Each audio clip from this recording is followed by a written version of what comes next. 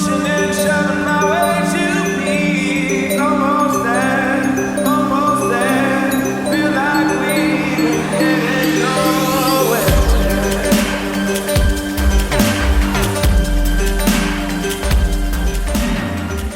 We made 4 or 5 tracks as Magnetic Man, and we thought, okay, well, we're going to do this live, and we made a screen and everything, and we got an Arts Council grant to do this live show, and went on tour, and we did 3 years of touring before we'd sort of made an album or anything like that. And then the record company comes to you and says, look, do you want to make an album? We'll give you some money and you can, you know, do what you want. And you're like, yeah, fine.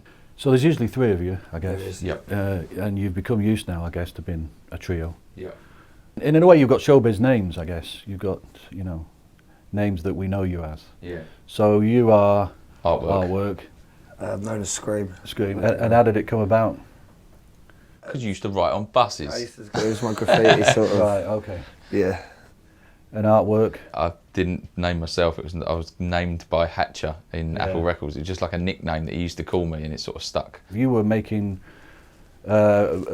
pieces that were just on the cusp of it going, I guess, from garage to dubstep. So you've been around for that period of time. Yeah. What did you think you were doing then?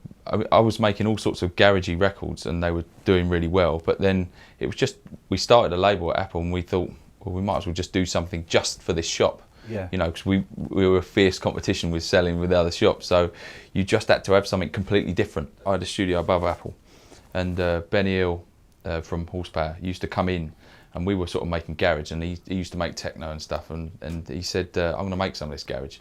Yeah. And he loved dub, and so he was using dub sort of samples and then putting the snares on the wrong beat, and we were like, that's weird, you know. All the garage vinyls, the instrumental, more underground would be on the B side, but it almost felt like it was bringing the B side to the A side, if that makes any sense. Yeah, you used to go to the shop and turn up sort of like lunchtime and still be there at 9 o'clock at night. It was like a club, you know, like a place to swap ideas and stuff like that. How have you seen the thing that called dubstep develop then? I mean, because I'm still intrigued by the fact that in one sense it seems suddenly new and people think it's new. Yeah. And on the other hand, it's been germinating for a long time, and it's been through a lot of stages. And in a way, the underground side of it is what seems to suit it. And as soon as you pop your head up into the mainstream, it's a kind of difficult move to make in a way, because there's accusations that it's done for contrived reasons. You know, how can we make this particular scene, this sound commercial? When in fact what makes it in a way is this idea crazy, quick thinking kind of collaborations that just sort of emerge and then die away. We were making records, and then you get some, you know, you hand it to a DJ or you go and play it out at a club, and that was it. And we was kind of thinking, how would you do it? How could you, you know, mix up this music a lot more? And the only way to do it is to sort of run 3 laptops and split each track up into 3 separate parts so that you can change them. So it's not just like mixing one record into another. You can actually nick the drums from that one and put them over that, and sort of almost like do it, you know, do it live, just mix and make a completely new sort of thing live. In a way, this is a new thing. It's a modern kind of way of working, and you've done something incredibly old-fashioned in a way, which is signed to a major label. Yeah. Now, why is that? And what was the allure in the end of thinking that's really the kind of collaboration we need to take this further? We've probably, between us, we've hit the most amount of people we're going to hit from where we was at.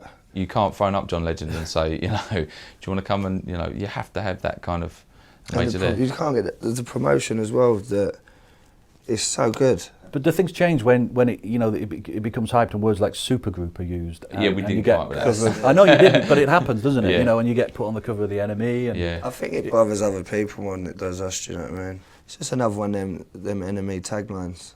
You know, what's it like now to suddenly see the word, you know, dubstep as it's a overused thing? I think it's well overused. I get sick of hearing the term all the time, because for me it's all UK based music.